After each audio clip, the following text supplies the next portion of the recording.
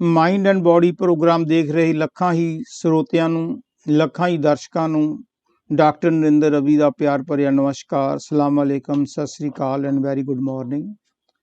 ਅੱਜ ਦਾ ਜਿਹੜਾ ਟੌਪਿਕ ਅਸੀਂ ਲੈ ਰਹੇ ਹਾਂ ਉਹ ਹੈਗਾ ਮੈਡੀਟੇਸ਼ਨ, ਭਜਨ ਸਿਮਰਨ ਦੇ ਉੱਤੇ ਕਿ ਇਬਾਦਤ ਦੇ ਉੱਤੇ, ਕਿ ਭਜਨ ਸਿਮਰਨ ਕਹਿੰਦੇ ਕਿਹਨੂੰ ਨੇ, ਕਦੋਂ ਕਰਨਾ ਚਾਹੀਦਾ ਹੈ, ਕਿਵੇਂ ਕਰਨਾ ਚਾਹੀਦਾ ਹੈ। ਇਹ ਬੜੇ ਸਿੰਪਲ ਤਰੀਕੇ ਨਾਲ ਮੈਂ ਤੁਹਾਡੀ ਸੇਵਾ ਦੇ ਵਿੱਚ ਐਕਸਪਲੇਨ ਕਰਨ ਦੀ ਕੋਸ਼ਿਸ਼ ਕਰਾਂਗਾ, ਕਿਉਂਕਿ ਮੈਂ ਜਿੰਨੀ ਵੀ ਪੜ੍ਹਾਈ ਕੀਤੀ ਹੈ, PhD ਕੀਤੀ ਹੈ ਕੰਪੈਰੇਟਿਵ ਰਿਲੀਜਨ ਦੀ, ਉਹ ਵੱਖ-ਵੱਖ ਧਰਮਾਂ ਨੂੰ ਸਟੱਡੀ ਕੀਤਾ। ਉਸ ਤੋਂ ਇਲਾਵਾ ਕੁਛ ਆਪਣੇ ਵੀ ਜਾਤੀ ਪ੍ਰੈਕਟੀਕਲ ਐਕਸਪੀਰੀਅੰਸਿਸ ਨੇ, ਉਹਨਾਂ ਨੂੰ ਮਿਲਾ ਕੇ ਬੜੀ ਸਿੰਪਲ ਤਰੀਕੇ ਨਾਲ ਮੈਂ ਆਪਣੀ ਕੋਸ਼ਿਸ਼ ਕਰੂੰਗਾ ਕਿ ਇਸ ਟੌਪਿਕ ਨੂੰ, ਮੈਡੀਟੇਸ਼ਨ ਦੇ ਟੌਪਿਕ ਨੂੰ ਤੁਹਾਡੇ ਤੱਕ ਪਹੁੰਚਾਉਣ ਦੀ ਮੈਂ ਕੋਸ਼ਿਸ਼ ਕਰਾਂ। ਜੇ ਕੋਈ ਗਲਤੀ ਹੋ ਗਈ, ਕਿਉਂਕਿ ਮੈਂ ਤਾਂ ਤੁੱਛ ਜਿਹੀ ਬੁੱਧੀ ਲੈ ਕੇ ਸਿੰਪਲ ਤਰੀਕੇ ਨਾਲ ਸਮਝਾਉਣ ਦੀ ਕੋਸ਼ਿਸ਼ ਕੀਤੀ ਹੈ। ਬੜੇ ਲਰਨਡ ਪਰਸਨ ਹੋਣਗੇ, ਪਰ ਮੈਂ ਜਿੰਨਾ ਕਿ ਮੈਨੂੰ ਗਿਆਨ ਹੈ ਉਹਦੇ ਹਿਸਾਬ ਨਾਲ ਮੈਂ ਤੁਹਾਡੇ ਸੇਵਾ ਦੇ ਵਿੱਚ ਇਹ ਆਪਣੇ ਵਿਚਾਰ ਰੱਖ ਰਿਹਾ ਮੈਡੀਟੇਸ਼ਨ ਦੇ ਉੱਤੇ। ਦੇਖ ਲਓ, ਦੁਨੀਆ ਦਾ ਹਰ ਇੱਕ ਇਨਸਾਨ, ਹਰ ਇੱਕ ਜੀਵ ਪਰਮਾਤਮਾ ਦੇ ਨਾਲ ਮਿਲਾਪ ਕਰਨਾ ਚਾਹੁੰਦਾ ਹੈ। ਅਸੀਂ ਸਾਰੇ ਹੀ ਉਸ ਪਰਮ ਪਿਤਾ ਪਰਮੇਸ਼ਰ ਦੇ ਨਾਲ, ਜਿਸ ਨੂੰ ਆਪਾਂ ਅੱਲਾ ਕਹਿ ਲਓ, ਵਾਹਿਗੁਰੂ ਕਹਿ ਲਓ, ਰਾਮ ਕਹਿ ਲਓ, ਰਹੀਮ ਕਹਿ ਲਓ, ਅੱਲਾ ਗੋਡ ਕਹਿ ਲਓ, ਯਾਵੇ ਕਹਿ ਲਓ, ਕਿਸੇ ਵੀ ਨਾਂ ਨਾਲ ਪੁਕਾਰ ਲਓ। ਇਹ ਉਹ ਸ਼ਕਤੀ ਹੈ ਜਿਸ ਨੇ ਸਾਨੂੰ ਹੀ ਨਹੀਂ ਸਗੋਂ ਕੁੱਲ ਕਾਇਨਾਤ ਨੂੰ ਪੈਦਾ ਕੀਤਾ ਹੈ। ਅਸੀਂ ਉਸ ਸ਼ਕਤੀ ਦੇ ਦਰਸ਼ਨ ਕਰਨਾ ਚਾਹੁੰਦੇ ਹਾਂ, ਉਸ ਸ਼ਕਤੀ ਦੇ ਨਾਲ ਮਿਲਾਪ ਕਰਨਾ ਚਾਹੁੰਦੇ ਹਾਂ, ਮਿਲਣਾ ਚਾਹੁੰਦੇ ਹਾਂ। ਦੇਖ ਲਓ, ਦੁਨੀਆ ਦੇ ਅੰਦਰ ਜਿੰਨੇ ਵੀ ਧਰਮ ਨੇ, ਚਾਹੇ ਉਹ ਹਿੰਦੂਇਜ਼ਮ ਹੈ, ਸਿੱਖੀਜ਼ਮ ਹੈ, ਇਸਲਾਮ ਹੈ, ਕ੍ਰਿਸਚੈਨਿਟੀ ਹੈ, ਯੂਡਾਇਜ਼ਮ ਹੈ, ਬੁੱਧਿਜ਼ਮ ਹੈ, ਜੈਨਿਜ਼ਮ ਹੈ, ਤਾਓਇਜ਼ਮ ਹੈ, ਜਾਂ ਕੋਈ ਹੋਰ, ਸਾਰੇ ਦੇ ਸਾਰੇ ਧਰਮ ਇੱਕ ਗੱਲ ਮੁਤਫਿਕ ਹੋ ਕੇ ਸਾਨੂੰ ਸਮਝਾਉਂਦੇ ਨੇ ਕਿ ਉਹ ਕੁੱਲ ਪਰਮਾਤਮਾ ਵਾਹਿਗੁਰੂ ਅੱਲਾ ਸਾਡੇ ਅੰਦਰ ਹੈ, ਅਤੇ ਜਦੋਂ ਵੀ ਉਸ ਨਾਲ ਮਿਲਾਪ ਹੋਇਆ ਤਾਂ ਉਦੋਂ ਹੀ ਪੋਸੀਬਲ ਹੈ ਜਦੋਂ ਅਸੀਂ ਆਪਣੇ ਅੰਦਰ ਵੜਾਂਗੇ।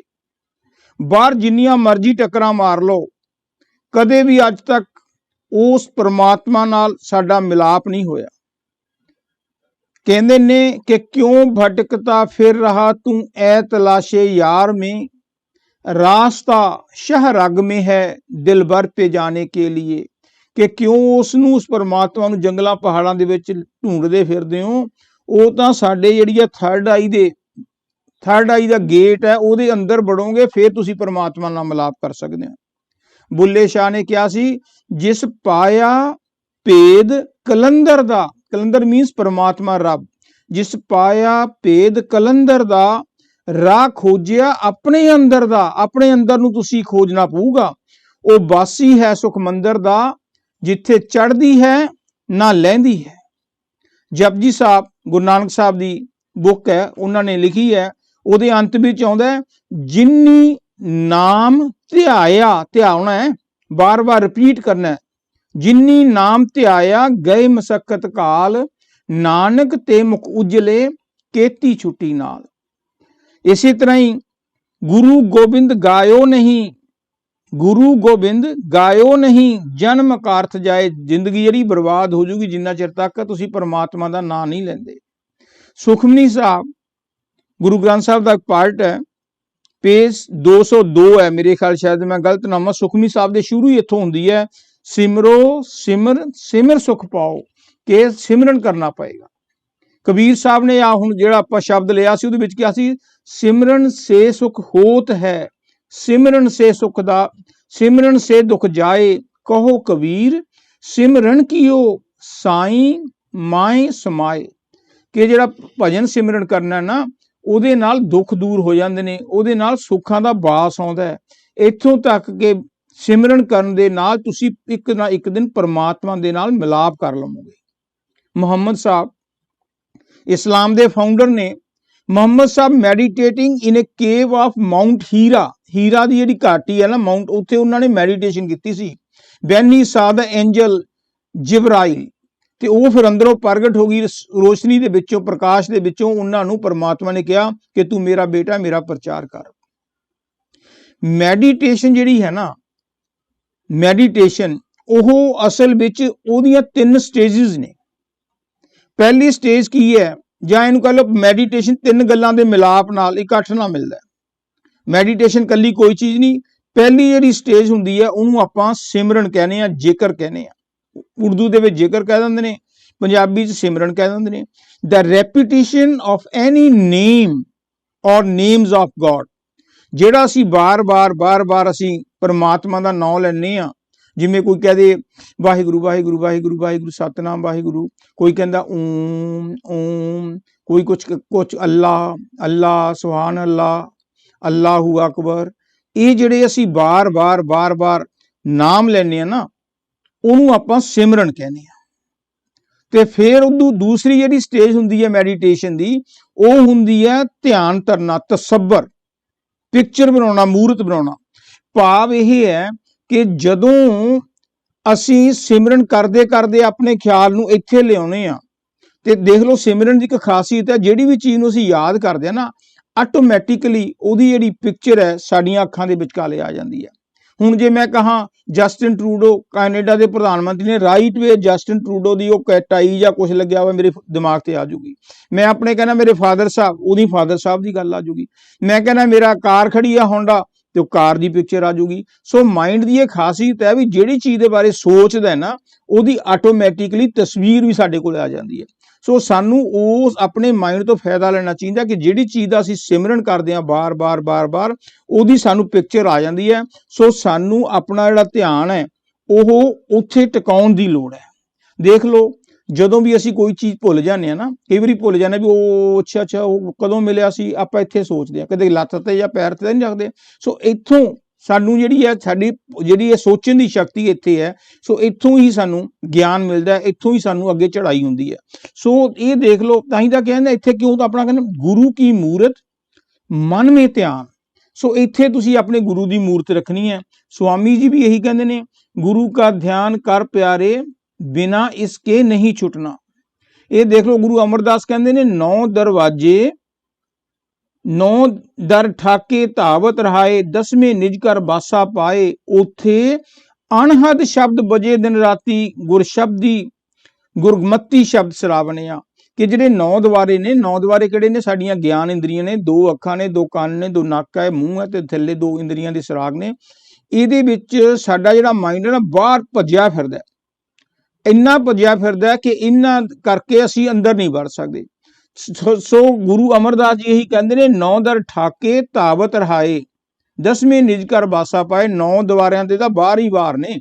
ਜਦੋਂ ਵੀ ਤੁਸੀਂ ਪਰਮਾਤਮਾ ਨਾਲ ਵਾਹਿਗੁਰੂ ਨਾਲ ਮਿਲਾਪ ਕਰੋਗੇ, ਉਦੋਂ ਜਦੋਂ ਤੁਸੀਂ 10ਵੇਂ ਦੁਆਰ ਤੇ ਆ ਜਾਓਗੇ, ਉੱਥੇ ਜੋ 10ਵੇਂ ਦੁਆਰ ਤੇ ਉੱਥੇ ਅਣਹਦ ਸ਼ਬਦ ਬਜੇ ਦਿਨ ਰਾਤੀ, ਗੁਰਮਤੀ ਸ਼ਬਦ ਸੁਣਾਵਣੇ ਆ। ਉੱਥੇ ਅਣਹਦ ਸ਼ਬਦ, ਡਿਵਾਈਨ ਮੈਲੋਡੀ ਜਿਹੜੀ ਹੈ ਉਹਦੀਆਂ ਧੁਨਾਂ ਵੱਜ ਰਹੀਆਂ ਨੇ। ਸੋ ਇਸੇ ਕਰਕੇ ਜੀਸਸ ਕ੍ਰਾਈਸਟ ਨੇ ਕਿਹਾ ਸੀ ਨਾ, if thy eye be single thy whole body shall be full of light, knock it shall open unto you. ਇੱਥੇ ਸੁਰਤ ਟਿਕਾ ਕੇ ਭਜਨ ਕਰਦੇ ਹੋਏ ਇੱਥੇ ਤਸਵੀਰ ਆਪਣੇ ਗੁਰੂ ਦੀ ਲਿਆਓ, ਪਰਮਾਤਮਾ ਦੀ ਲਿਆਓ, ਜਿਹਦੀ ਵੀ ਲਿਆਉਣੀ ਹੈ ਲਿਆਓ। ਸੋ ਉਦੋਂ ਬਾਅਦ ਜਦੋਂ ਤੁਸੀਂ ਬਾਰ-ਬਾਰ ਪ੍ਰੈਕਟਿਸ ਕਰਦੇ ਹੋ, ਫਿਰ ਉਹ ਦਰਵਾਜ਼ਾ ਖੁੱਲੇਗਾ। ਸੋ 2 ਸਟੇਜਾਂ ਮੈਂ ਦੱਸੀਆਂ। ਪਹਿਲੀ ਮੈਡੀਟੇਸ਼ਨ ਦੀ ਹੈ ਸਿਮਰਨ ਕਰਨਾ, repetition of any name of god. ਦੂਜੀ ਹੈਗੀ ਧਿਆਨ ਧਰਨਾ, ਭਾਵ ਜਿਸ ਚੀਜ਼ ਨੂੰ ਵੀ ਅਸੀਂ ਯਾਦ ਕਰਦੇ ਹਾਂ, ਸਿਮਰਨ ਕਰਦੇ ਹਾਂ, ਉਹਦੀ ਸ਼ਕਲ ਆਟੋਮੈਟਿਕਲੀ ਸਾਡੀਆਂ ਅੱਖਾਂ ਦੇ ਅੱਗੇ ਆ ਜਾਂਦੀ ਹੈ। ਸੋ ਅਸੀਂ ਪਰਮਾਤਮਾ ਦੇ ਜਿਸ ਨਾਮ ਨੂੰ ਵੀ ਪੁਕਾਰਦੇ ਹਾਂ, ਉਸ ਦੀ ਮੂਰਤ ਸਾਡੀਆਂ ਅੱਖਾਂ ਦੇ ਅੱਗੇ ਆ ਜਾਂਦੀ ਹੈ, ਜਿਸ ਨੂੰ ਧਿਆਨ ਧਰਨਾ ਕਹਿੰਦੇ ਨੇ। ਤੀਸਰੀ ਸਟੇਜ ਮੈਡੀਟੇਸ਼ਨ ਦੀ ਹੈ, ਉਹ ਹੈਗੀ ਡਿਵਾਈਨ ਮੈਲੋਡੀ ਨੂੰ ਸੁਣਨਾ, ਰੱਬੀ ਧੁਨ ਨੂੰ ਸੁਣਨਾ। ਜਦੋਂ ਸਾਡੀ ਜਿਹੜੀ ਸ਼ਕਲ ਹੈ, ਮੂਰਤ ਹੈ, ਜਿਵੇਂ ਕਹਿੰਦੇ ਗੁਰੂ ਦੀ ਮੂਰਤ ਆ ਜਾਏਗੀ, ਜਦੋਂ ਸਾਡਾ ਇੱਥੇ ਕਨਸੈਂਟਰੇਟ ਹੋ ਜਾਏਗਾ, 9 ਦੁਆਰੇ ਖਾਲੀ ਕਰਕੇ ਉਧਰੋਂ ਖਿਆਲ ਨਿਕਲ ਕੇ ਸਾਡਾ ਇੱਥੇ ਆ ਜਾਊਗਾ, ਫਿਰ ਉਸ ਮੂਰਤ ਦੇ ਵਿੱਚੋਂ ਸਾਨੂੰ ਡਿਵਾਈਨ ਲਾਈਟ ਵੀ ਦਿਸੂਗੀ, ਰੱਬੀ ਜੋਤ ਵੀ ਦਿਸੂਗੀ, ਤੇ ਉਹਦੇ ਵਿੱਚੋਂ ਜਿਹੜੀ ਪ੍ਰਕਾਸ਼ ਹੈ ਰੱਬੀ ਜੋਤ ਦੇ ਵਿੱਚੋਂ, ਉਹਦੇ ਵਿੱਚੋਂ ਧੁਨ ਆਉਣੀ ਵੀ ਸ਼ੁਰੂ ਹੋ ਜਾਊਗੀ। ਸੋ ਉਸ ਧੁਨ ਨੂੰ ਪਕੜ ਕੇ ਅਸੀਂ ਉੱਥੇ ਪਹੁੰਚ ਜਾਵਾਂਗੇ ਜਿੱਥੋਂ ਇਹ ਧੁਨ ਆ ਰਹੀ ਹੈ। ਸੋ ਇਸ ਤਰ੍ਹਾਂ ਜਿੱਥੋਂ ਕਿੱਥੋਂ ਆ ਰਹੀ ਹੈ, ਪਰਮਾਤਮਾ ਦੀ ਦਰਗਾਹ ਚੋਂ ਆ ਰਹੀ ਹੈ। ਸੋ ਅਸੀਂ ਵੀ ਪਰਮਾਤਮਾ ਦੇ ਨਾਲ ਮਿਲਾਪ ਕਰ ਲਵਾਂਗੇ। ਸੋ ਇਸ ਕਰਕੇ ਕਿਹਾ ਕਿ ਸਿਮਰਨ ਜਿਹੜਾ ਨਾ ਬੜੇ ਧਿਆਨ ਦੇ ਨਾਲ, ਗੌਰ ਦੇ ਨਾਲ ਕਰਨਾ ਚਾਹੀਦਾ। ਅਸੀਂ ਕੀ ਕਰਦੇ ਹਾਂ, ਅਸੀਂ ਇਹਨੂੰ ਮਕੈਨੀਕਲ ਬਣਾਇਆ ਹੋਇਆ। ਮਕੈਨੀਕਲ ਕੀ ਬਣਾਇਆ ਹੋਇਆ, ਪਾਠ ਵੀ ਕਰੀ ਜਾਂਦੇ ਆ, ਬੋਲੀ ਵੀ ਜਾਂਦੇ ਆ, ਤੇ ਧਿਆਨ ਵੀ ਸਾਡਾ ਹੋਰਾਂ ਪਾਸੇ ਕੱਪੜਿਆਂ ਵੱਲ ਜਾਈ ਜਾਂਦਾ। ਇਹਨੂੰ ਤਾਂ ਬੜਾ ਧਿਆਨ ਦੇ ਨਾਲ, ਪੂਰੀ ਕਨਸੈਂਟਰੇਸ਼ਨ ਦੇ ਨਾਲ, 1 ਮਿੰਟ ਕਰੋ, 2 ਮਿੰਟ ਕਰੋ, ਅੱਧਾ ਮਿੰਟ ਕਰੋ, ਉਹਦਾ ਫਾਇਦਾ ਹੈ ਵੀ ਬਜਾਏ 2 ਘੰਟੇ ਕਰਨ ਦਾ। ਗੁਰੂ ਗੋਬਿੰਦ ਸਿੰਘ ਜੀ 10ਵੀਂ ਪਾਤਸ਼ਾਹੀ ਅਕਾਲ ਉਸਤਤ ਦੇ ਵਿੱਚ ਫਰਮਾਉਂਦੇ ਨੇ, ਏਕ ਚਿਤ ਜਿਨ ਇੱਕ ਛਿਨ ਧਿਆਇਓ, ਕਾਲ ਜਾਲ ਕੇ बीच ना आयो। That the real Simran for a second cuts ascenders of bondage of birth and rebirth। ਨਾਮ ਖੁਮਾਰੀ ਨਾਨਕਾ ਚੜੀ ਰਹੇ ਦਿਨ ਰਾਤ। ਜਦੋਂ ਸਾਡਾ ਜਿਹੜਾ ਧਿਆਨ ਲੱਗ ਗਿਆ, ਸੁਰਤ ਲੱਗ ਗਈ, ਫਿਰ ਉਹਦਾ ਨਸ਼ਾ ਜਿਹੜਾ ਹੈ ਉਹ ਬਹੁਤ, ਨਾਮ ਖੁਮਾਰੀ ਨਾਨਕਾ ਸ਼ਰਾਬਾਂ ਵਾਲਾ ਨਹੀਂ ਹੁੰਦਾ, ਉਹਦਾ ਆਨੰਦ ਕੋਈ ਵੱਖੋ ਵੱਖਰਾ ਹੁੰਦਾ ਹੈ। ਸੋ meditation should not be mechanical and fast। ਇਹ ਨਹੀਂ ਵੀ ਫਟਾਫਟ ਗੱਡੀ ਚਲੋ, ਜਿਵੇਂ ਆਪਾਂ ਹਨੂਮਾਨ ਚ ਹਨੂਮਾਨ ਦਾ ਜੈ ਹਨੂਮਾਨ ਗਿਆਨ ਗੁਣ ਸਾਗਰ ਜੈ ਕੁਰੇਸ਼, ਇਸ ਤਰ੍ਹਾਂ ਨਹੀਂ। It should always B slow and study wins the race. ਪਿਆਰ ਦੇ ਨਾਲ, ਸ਼ਰਧਾ ਦੇ ਨਾਲ, ਆਰਾਮ ਨਾਲ ਤੁਸੀਂ ਸਿਮਰਨ ਕਰਨਾ ਹੈ। The real meditation is to touch the divine sound.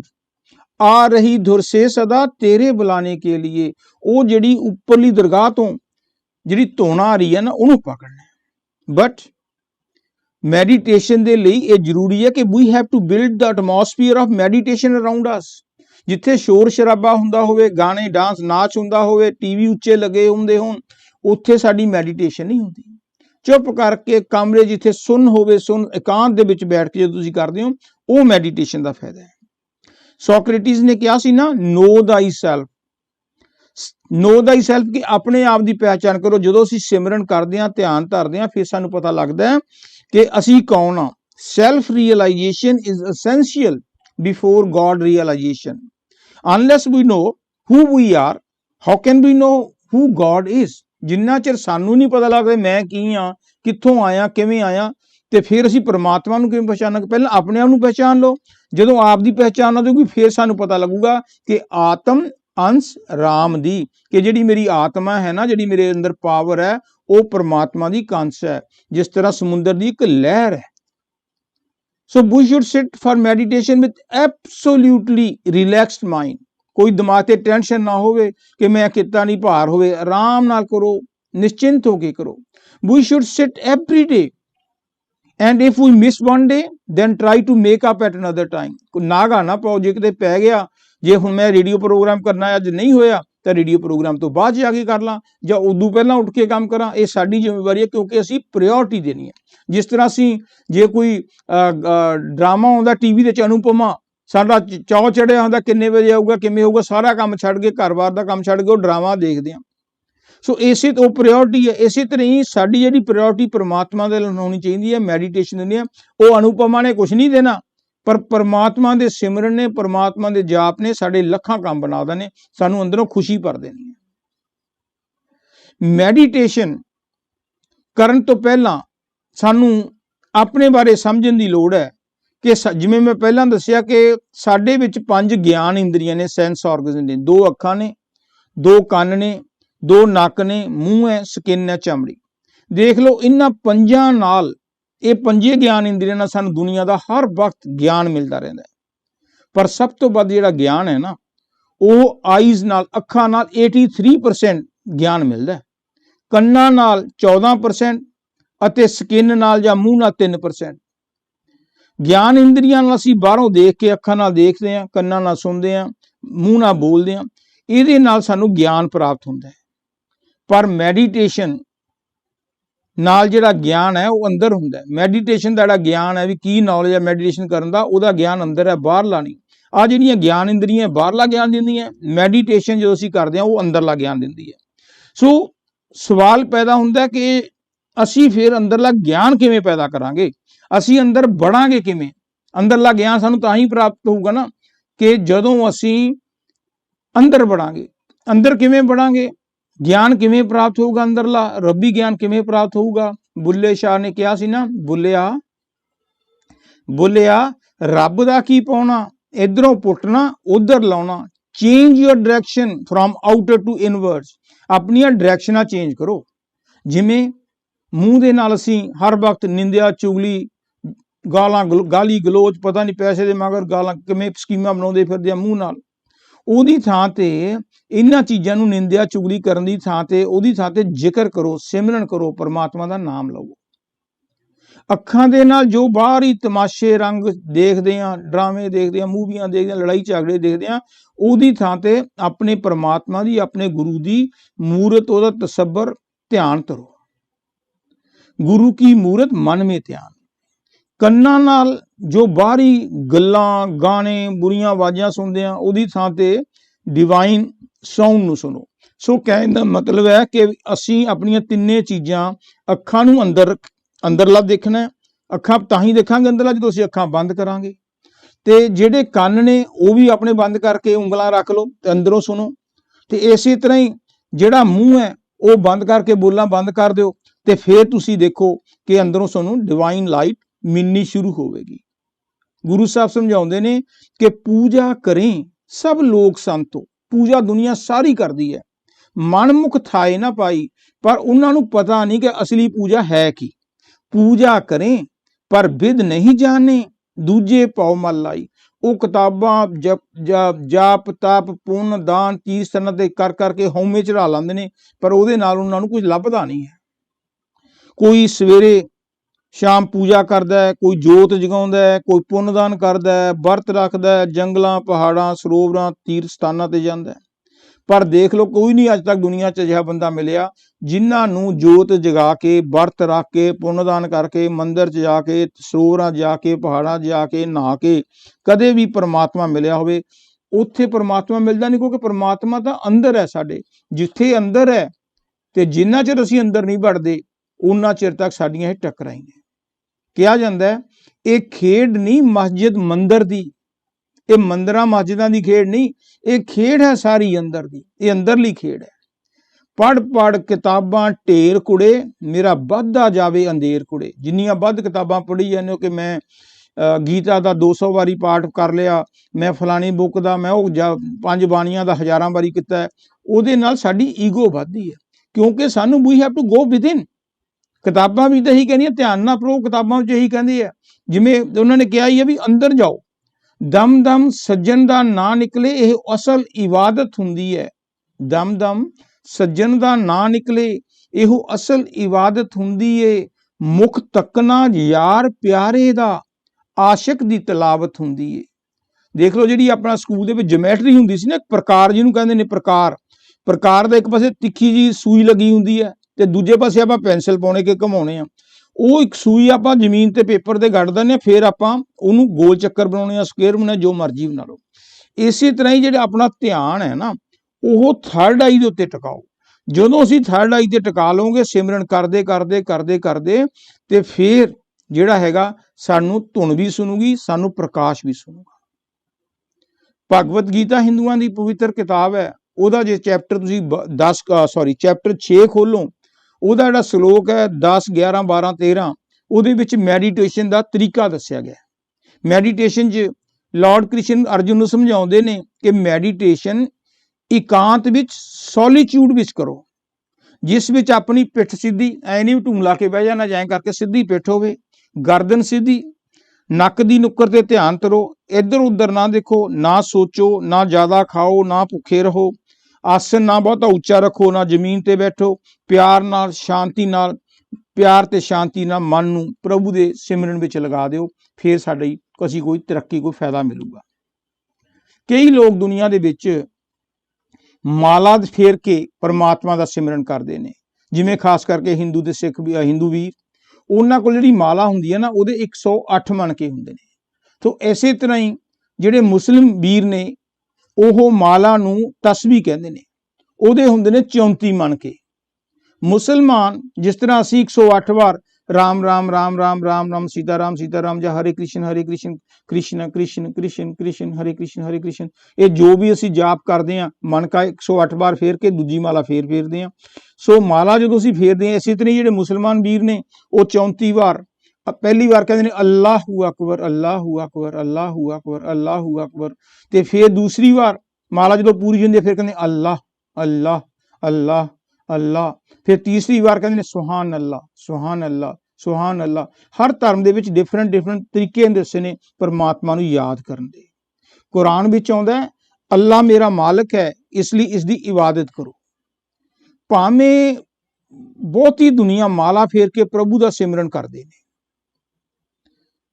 ਮਾਲਾ ਦੇ ਵਿੱਚ ਇਹ ਰਹਿੰਦੀ ਹੈ ਵੀ ਅਸੀਂ ਮਾਲਾ ਦੇ ਮਣਕੇ ਦਾ ਫੇਰੀਏ ਨੇ, ਸਾਡਾ ਧਿਆਨ ਬਾਹਰ ਰਹਿੰਦਾ।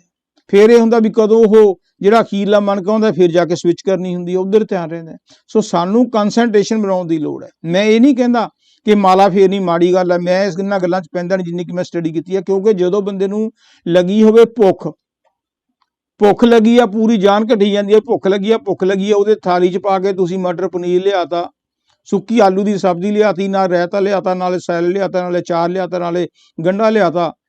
ਉਹ ਜਿਹੜੇ ਬੰਦੇ ਨੂੰ ਭੁੱਖ ਲੱਗੀ ਆ, ਚਾਹੇ ਉਹ ਅਚਾਰ ਤੋਂ ਸ਼ੁਰੂ ਕਰਦੇ, ਚਾਹੇ ਰਾਇਤੇ ਤੋਂ ਸ਼ੁਰੂ ਕਰਦੇ, ਚੌਲਾਂ ਤੋਂ ਸ਼ੁਰੂ ਕਰਦੇ, ਰੋਟੀ ਤੋਂ ਸ਼ੁਰੂ ਕਰਦੇ, ਡਜਨ ਮੀਟ, ਉਹਦੇ ਅੰਦਰੋਂ ਜਿਹੜੀ ਭੁੱਖ ਹੈ ਉਹ ਮਿਟਣੀ ਚਾਹੀਦੀ ਹੈ। ਜਦੋਂ ਸਾਡੇ ਅੰਦਰ ਤੜਫ ਲੱਗੀ ਹੋਵੇ ਨਾ ਪਰਮਾਤਮਾ ਨੂੰ ਮਿਲਣ ਦੀ, ਫਿਰ ਜੋ ਚਾਹੇ ਮਾਲਾ ਜਪੋ, ਚਾਹੇ ਬੋਲ ਕੇ ਕਰੋ, ਚਾਹੇ ਕੰਠ ਨਾ ਕਰੋ, ਜੋ ਮਰਜ਼ੀ ਕਰੋ, ਕੁਛ ਨਾ ਕੁਛ ਤਾਂ ਫਾਇਦਾ ਹੋਊਗਾ ਹੀ। ਕਈ ਲੋਕ ਬੋਲ ਕੇ ਗਾ ਕੇ ਕਰਦੇ ਨੇ, ਜਿਵੇਂ ਓਮ ਨਮੋ ਭਗਵਤੇ ਵਾਸੁਦੇਵਾਏ ਨਮੋ, ਜਾਂ ਵਾਹਿਗੁਰੂ ਵਾਹਿਗੁਰੂ ਵਾਹਿਗੁਰੂ, ਸਤਨਾਮ ਸਤਨਾਮ, ਹੇ ਕ੍ਰਿਸ਼ਨ ਹੇ ਕ੍ਰਿਸ਼ਨ ਹੇ ਕ੍ਰਿਸ਼ਨ। ਸੋ ਇਹ ਕਈ ਲੋਕ ਬੋਲ ਕੇ ਕਰਦੇ ਨੇ, ਕਈ ਸਿਮਰਨ ਕੰਠ ਦੇ ਨਾਲ ਕਰਦੇ ਨੇ, ਕਈ ਹਿਰਦੇ ਦੇ ਨਾਲ ਕਰਦੇ ਨੇ, ਰਿਸ਼ੀ ਮੁਨੀ ਸਵਾਸਾਂ ਦੇ ਨਾਲ ਕਰਦੇ ਨੇ। ਸਾਰੇ ਹੀ ਤਰੀਕੇ ਆਪਣੀ ਥਾਂ ਤੇ ਵਧੀਆ ਨੇ, ਪਰ ਮੌਲਵੀ ਰੂਮ ਨੇ ਇੱਕ ਬਹੁਤ ਵਧੀਆ ਗੱਲ ਕਹੀ ਹੈ। ਮੌਲਾਨਾ ਰੂਮ ਨੇ ਕੀ ਕਿਹਾ? Close your eyes, your ear, your mouth, and even then you do not see the and even then you do not perceive the beauty of Lord, you may laugh at me। ਉਹ ਕਹਿੰਦੇ ਆਪਣੀਆਂ ਅੱਖਾਂ ਕੰਨ ਤੇ ਮੂੰਹ ਬੰਦ ਕਰਕੇ ਨਾ ਪਰਮਾਤਮਾ ਦਾ ਸਿਮਰਨ ਕਰੋ। ਜੇ ਫੇਰ ਵੀ ਪਰਮਾਤਮਾ ਦੇ ਦੀਦਾਰ ਨਾ ਹੋਏ ਨਾ, ਤਾਂ ਤੁਸੀਂ ਮੇਰੇ ਤੇ ਬੇਸ਼ੱਕ ਮੇਰਾ ਮਖੌਲ ਉਡਾਈਓ ਵੀ ਐਵੇਂ ਪਖੰਡੀ ਸੀਗਾ, ਝੂਠ ਬੋਲਦਾ ਸੀ। ਕਬੀਰ ਸਾਹਿਬ ਕਹਿੰਦੇ ਨੇ, ਤਨ ਥਿਰ, ਸਰੀਰ ਥਿਰ ਫਿਕਸ ਕਰੋ, ਮਨ ਥਿਰ, ਮਨ ਨੂੰ ਵੀ ਟਿਕਾਓ, ਬਚਨ ਥਿਰ, ਸੋਚ ਵੀ ਕਰੋ, ਸੁਰਤ ਨਿਰਤ ਥਿਰ ਹੋਏ, ਕਹੇ ਕਬੀਰ ਉਸ ਪਲ ਕੋ ਕਲਪਨਾ ਪਾਵੇ ਕੋਈ। ਜਦੋਂ ਅਸੀਂ ਆਪਣੇ ਮਨ ਨੂੰ ਟਿਕਿਆ ਕੇ, ਸਰੀਰ ਨੂੰ ਟਿਕਿਆ ਕੇ ਉਸ ਪਰਮਾਤਮਾ ਦਾ ਸਿਮਰਨ ਕਰਦੇ ਹਾਂ, ਉਹਦਾ ਤਸੱਬਰ ਰੱਖਦੇ ਹਾਂ, ਉਹਦੇ ਨਾਲ ਸਾਡਾ ਛੇਤੀ ਫਾਇਦਾ ਹੋ ਜਾਏਗਾ। ਕਬੀਰ ਸਾਹਿਬ ਇਹੀ ਕਰਕੇ ਕਹਿੰਦੇ ਨੇ, ਤਨ ਮਨ ਬਚਨ ਸੁਰਤ ਨਿਰਤ ਨੂੰ ਪੂਰੀ ਤਰ੍ਹਾਂ ਇਕਾਗਰ ਕਰਕੇ ਇੱਕ ਪਲ ਦਾ ਸਿਮਰਨ ਵੀ ਖਿੰਡੇ ਹੋਏ ਖਿਆਲ ਨਾਲੋਂ ਕਿਤੇ ਵਧੀਆ। ਜੇ ਅਸੀਂ ਪਾਠ ਕਰੀਏ ਨੇ, ਧਿਆਨ ਸਾਡਾ ਬਾਹਰ ਹੈ, ਉਹਦੇ ਨਾਲੋਂ ਧਿਆਨ ਨੂੰ ਕਨਸੈਂਟਰੇਟ ਕਰਕੇ ਜਦੋਂ ਅਸੀਂ ਸਿਮਰਨ ਕਰਦੇ ਹਾਂ, ਚਾਹੇ ਥੋੜੇ ਸਮੇਂ ਲਈ ਕਰੋ, ਉਹ ਵੀ ਜ਼ਿਆਦਾ ਵਧੀਆ। ਕਬੀਰ ਸਾਹਿਬ ਤਾਂ ਇੱਥੋਂ ਤੱਕ ਵੀ ਕਹਿੰਦੇ ਨੇ ਕਿ ਸਾਨੂੰ ਸਿਮਰਨ ਇੰਨੇ ਪਿਆਰ ਨਾਲ ਕਰਨਾ ਚਾਹੀਦਾ, ਇੰਨਾ ਸਾਨੂੰ ਪਿਆਰ ਹੋਣਾ ਚਾਹੀਦਾ, ਲਗਨ ਹੋਣੀ ਚਾਹੀਦੀ ਹੈ। ਜਿਸ ਤਰ੍ਹਾਂ ਮਛਲੀ ਪਾਣੀ ਤੋਂ ਬਿਨਾਂ 1 ਮਿੰਟ ਨਹੀਂ ਨਾ ਰਹਿ ਸਕਦੀ, ਇਸੇ ਤਰ੍ਹਾਂ ਹੀ ਅਸੀਂ ਵੀ ਪਰਮਾਤਮਾ ਨੂੰ ਯਾਦ ਕਰਨ ਤੋਂ ਬਿਨਾਂ ਨਾ ਰਹੀਏ। ਸਿਮਰਨ ਸੁਰਤ ਲਗਾਏ ਕੇ ਮੁਖ ਤੇ ਕਛੂ ਨਾ ਬੋਲ, ਬਾਹਰ ਕੇ ਪਟ ਬੰਦ ਕਰ, ਅੰਦਰ ਕੇ ਪਟ ਖੋਲ। ਬਾਹਰਲੇ ਧਿਆਨ ਛੱਡ ਕੇ ਤੁਸੀਂ ਅੰਦਰ ਦੇ ਵੱਲ ਆਪਣੀ ਅੱਖਾਂ ਖੋਲੋ। ਜੀਸਸ ਕ੍ਰਾਈਸਟ ਨੇ ਕਿਹਾ ਸੀਗਾ, you can hardly live on bread alone, ਰੋਟੀ ਤੋਂ ਬਿਨਾਂ ਰਹਿਣਾ ਬੜਾ ਮੁਸ਼ਕਲ ਹੈ, ਪਰ ਜੇ ਭਜਨ ਸਿਮਰਨ ਕਰੀ ਜਾਓਗੇ, ਤੁਸੀਂ ਕਦੇ ਨਹੀਂ ਮਰਦੇ, ਇਹ ਗੱਲ ਦੀ ਪੱਕੀ ਹੈ। ਗੁਰੂ ਅਰਜਨ ਸਾਹਿਬ ਨੇ ਕਿਹਾ ਸੀ, ਨਿਸ਼ਚਲ ਏਕ ਆਪ ਅਵਿਨਾਸ਼ੀ, ਸੋ ਨਿਸ਼ਚਲ ਜੋ ਤਿਸੇ ਧਿਆਈਂਦਾ, by simran alone you get the real sound current which lead us to the God, which leads us to God, ਕਿ ਪਰਮਾਤਮਾ ਕੋਲ ਹੈ ਨਾ, ਜੋ ਤੁਸੀਂ ਬੇਫਿਕਰ ਹੋ ਕੇ, ਨਿਸ਼ਚਲ ਹੋ ਕੇ ਪਰਮਾਤਮਾ ਦਾ ਧਿਆਨ ਕਰਦੇ ਹੋ। ਪਰਮਾਤਮਾ ਦਾ ਧਿਆਨ ਜਿਹੜਾ ਹੈਗਾ ਪੂਰੀ ਸ਼ਰਧਾ ਪ੍ਰੇਮ ਤੇ ਬੇਫਿਕਰ ਹੋ ਕੇ ਫਿਕਸ ਕਰਕੇ ਧਿਆਨ, ਬਾਹਰੋਂ ਖਿਆਲ ਤੋੜ ਕੇ ਕਰੋ, ਉਦੋਂ ਵਧੀਆ ਹੈ। ਇਹ ਠੀਕ ਹੈ ਕਿ ਸਿਮਰਨ ਤਾਂ ਕਿਸੇ ਵੀ ਨਾਮ ਦਾ ਕੀਤਾ ਜਾ ਸਕਦਾ ਹੈ, ਪਰ ਰੂਹਾਨੀਅਤ ਇਹ ਗੱਲ ਕਹਿੰਦੀ ਹੈ ਕਿ ਪੂਰਨ ਸੰਤ ਸਤਿਗੁਰੂ ਦੁਆਰਾ ਦਿੱਤੇ ਨਾਮ ਦਾ ਸਿਮਰਨ ਅਸਲੀ ਫਾਇਦਾ ਕਰਦਾ, ਉਹਦੇ ਮੰਤਰ ਦਾ ਫਾਇਦਾ ਹੈ। ਇਸ ਗੱਲ ਦਾ ਵੀ ਗੁਰੂ ਮੰਤਰ ਦਾ ਕੀ ਇੰਪੋਰਟੈਂਸ ਹੈ, ਭਗਵਦ ਗੀਤਾ ਦੇ ਵਿੱਚ ਭਗਵਦ ਗੀਤਾ ਦੇ ਜਿਹੜਾ ਚੈਪਟਰ 5ਵਾਂ ਹੈ ਨਾ, ਉਹਦੇ ਵਿੱਚ ਲਾਰਡ ਕ੍ਰਿਸ਼ਨ ਨੇ ਅਰਜੁਨ ਨੂੰ ਸਮਝਾਇਆ ਕਿ ਬਾਈ ਪ੍ਰੈਕਟਿਸਿੰਗ ਦਾ ਗੁਰੂ ਮੰਤਰ all the difficulties of the world are removed, so your daily duty is to pray before the Lord। ਗੁਰੂ ਦਾ ਮੰਤਰ ਕਬੀਰ ਸਾਹਿਬ ਸਮਝਾਉਂਦੇ ਨੇ ਕਿ ਵੀ ਗੁਰੂ ਦੇ ਮੰਤਰ ਦੀ ਕੀ ਇੰਪੋਰਟੈਂਸ ਹੈ। ਉਹ ਕਹਿੰਦੇ ਜਿਹੜਾ ਬਿਨਾਂ ਗੁਰੂ ਤੋਂ ਕੋਈ ਨਾਮ ਦਾ ਜਾਪ ਕਰਦਾ ਨਾ, ਜਿਹਦਾ ਕੋਈ ਗੁਰੂ ਨਹੀਂ, ਉਹ ਆਪਣੀ ਮਰਜ਼ੀ ਨਾਲ ਜਿਹੜਾ ਵੀ ਕਿਤਾਬਾਂ 'ਚੋਂ ਨਾਮ ਦੇਖਿਆ ਉਹਨੂੰ ਜਪੀ ਜਾਂਦਾ, ਸਿਮਰਨ ਕਰੀ ਜਾਂਦਾ, ਉਹਦਾ ਕੋਈ ਜ਼ਿਆਦਾ ਫਾਇਦਾ ਨਹੀਂ ਹੁੰਦਾ। ਕਿਉਂ ਨਹੀਂ ਫਾਇਦਾ ਹੁੰਦਾ? ਕਬੀਰ ਸਾਹਿਬ ਇੱਕ ਐਗਜ਼ਾਮਪਲ ਦਿੰਦੇ ਨੇ ਕਿ ਇੱਕ ਜਿਹੜੀ ਪ੍ਰੋਸਟੀਚਿਊਟ ਹੈ, ਵੈਸ਼ਿਆ ਹੈ, ਜੇ ਉਹ ਕਹੇ ਮੈਂ ਸਤੀ ਹੋਣਾ ਹੈ, ਤਾਂ ਕਿਹਨੂੰ ਆਪਣਾ ਹਸਬੈਂਡ ਕਹੂਗੀ, ਕਿਉਂਕਿ ਉਹਦੇ ਹਸਬੈਂਡ ਤਾਂ ਰੋਜ਼ਾਨਾ ਹੀ ਦਿਨ 'ਚ 50-50 ਹੁੰਦੇ ਨੇ। ਸੋ ਇਸ ਕਰਕੇ ਪਰਮਾਤਮਾ ਦਾ ਜਿਹੜਾ ਨਾਂ ਲੈਣਾ ਨਾ, ਉਹ ਗੁਰੂ ਮੰਤਰ ਕਿਸੇ ਪਰਫੈਕਟ ਲਿਵਿੰਗ ਗੁਰੂ ਤੋਂ ਲੈਣਾ ਜ਼ਰੂਰੀ ਹੈ। ਜਦੋਂ ਤੁਸੀਂ ਉਹ ਕਿਉਂ ਲੈਣਾ ਜ਼ਰੂਰੀ ਹੈ, ਕਿਉਂਕਿ ਉਹਦੇ ਵਿੱਚ ਉਹਦੀ ਆਪਦੀ ਮਿਹਨਤ ਕੀਤੀ ਹੁੰਦੀ ਹੈ। ਜਿਹੜੀ ਉਹਦੀ ਮਿਹਨਤ ਕੀਤੀ ਹੁੰਦੀ ਹੈ ਉਹਨੇ ਖੁਦ ਅੰਦਰੋਂ ਪ੍ਰਾਪਤ ਕੀਤਾ ਹੁੰਦਾ ਹੈ। ਜਿਹਦਾ ਭੰਡਾਰ ਭਰਿਆ ਹੋਊਗਾ ਉਹੀ ਦੇਊਗਾ ਨਾ, ਜਿਹੜਾ ਮੇਰੇ ਵਰਗਾ ਨੰਗਾ ਉਹ ਕੀ ਦੇਊਗਾ। ਸੋ ਭੰਡਾਰ ਭਰਿਆ ਹੋਣਾ ਚਾਹੀਦਾ ਤੇ ਦੇਣ ਦੀ ਸ਼ਕਤੀ ਹੋਣੀ ਚਾਹੀਦੀ ਹੈ। ਜਦੋਂ ਉਹ 'ਚ ਕੋਈ ਦੋ ਗੱਲਾਂ ਹੋਣਗੀਆਂ, ਉਦੋਂ ਜਦੋਂ ਅਸੀਂ ਮੰਤਰ ਲੈਂਦੇ ਹਾਂ ਉਸ ਮੰਤਰ ਦਾ ਸਾਨੂੰ ਫਾਇਦਾ ਹੁੰਦਾ ਹੈ। ਮੀਰਾ ਬਾਈ ਨੇ ਕਿੰਨੀ ਸੋਹਣੀ ਗੱਲ ਕਹੀ ਸੀ, ਪਾਇਓ ਜੀ ਮੈਂ ਰਾਮ ਰਤਨ ਧਨ ਪਾਇਓ, ਬਸਤ ਅਮੋਲਕ ਦੀ ਮੇਰੇ ਸਤਿਗੁਰੂ, ਕਿਰਪਾ ਕਰ ਅਪਨਾਇਓ, ਪਾਇਓ ਜੀ ਮੈਂ ਰਾਮ ਰਤਨ ਧਨ ਪਾਇਓ। ਮੀਰਾ ਬਾਈ ਖੁਦ ਉੱਟੀ ਦੀ ਸੰਤ ਹੋ ਕੇ ਵੀ ਦੱਸਦੀ ਹੈ ਕਿ ਮੈਂ ਜਿਹੜਾ ਨਾਮਦਾਨ ਲਿਆ ਨਾ, ਉਹ ਇੱਕ ਗੁਰੂ ਤੋਂ ਲਿਆ, ਰਵਿਦਾਸ ਜੀ ਤੋਂ ਲਿਆ, ਤੇ ਉਹਨੂੰ ਪਾ ਕੇ ਮੈਂ ਮਾਲੋ ਮਾਲ ਹੋ ਗਈ। ਦੇਖ ਲਓ, ਜਿਸ ਤਰ੍ਹਾਂ ਬੰਦੂਕ ਦੇ ਵਿੱਚੋਂ ਗੋਲੀ ਨਿਕਲੇ ਨਾ, ਪਿਸਟਲ ਦੇ ਵਿੱਚੋਂ ਗੋਲੀ ਨਿਕਲੇ, ਉਹੀ ਬੰਦੇ ਨੂੰ ਮਾਰ ਸਕਦੀ ਹੈ, ਉਹੀ ਅਸਰ ਕਰਦੀ ਹੈ। ਜੇ ਗੋਲੀ ਖਿੱਚ ਕੇ ਐ ਮਾਰੋ ਉਹਦਾ ਅਸਰ ਕੋਈ ਨਹੀਂ ਹੁੰਦਾ। ਇਸੇ ਤਰ੍ਹਾਂ ਹੀ ਪੂਰਨ ਸੰਤ ਸਤਿਗੁਰੂ ਦੁਆਰਾ ਦਿੱਤੇ ਨਾਮ ਦਾ ਹੀ ਅਸਰ ਹੁੰਦਾ ਹੈ, ਕਿਉਂਕਿ ਉਸ ਮੰਤਰ ਦੇ ਵਿੱਚ ਉਹਨਾਂ ਦੀ ਆਪਣੀ ਮਿਹਨਤ ਸ਼ਾਮਲ ਹੁੰਦੀ ਹੈ। ਉਹਦੇ ਭਰੇ ਭੰਡਾਰ ਵਿੱਚੋਂ ਦਿੱਤਾ ਮੰਤਰ ਹੀ ਅਸਰ ਕਰਦਾ ਹੈ। ਇਹਦੀ ਇੱਕ ਐਗਜ਼ਾਮਪਲ ਦਿੰਨੇ ਆ। ਇੱਕ ਵਾਰ ਕਿਸੇ ਦੇਸ਼ ਦਾ ਰਾਜਾ, ਉਹਨੂੰ ਤੜਫ ਸੀ ਪਰਮਾਤਮਾ ਨਾਲ ਮਿਲਾਪ ਕਰਨ ਦੀ, ਤੇ ਕਿਸੇ ਨੇ ਦੱਸਿਆ ਵੀ ਗੁਰੂ ਤੋਂ ਜਾ ਕੇ ਮੰਤਰ ਲਓ।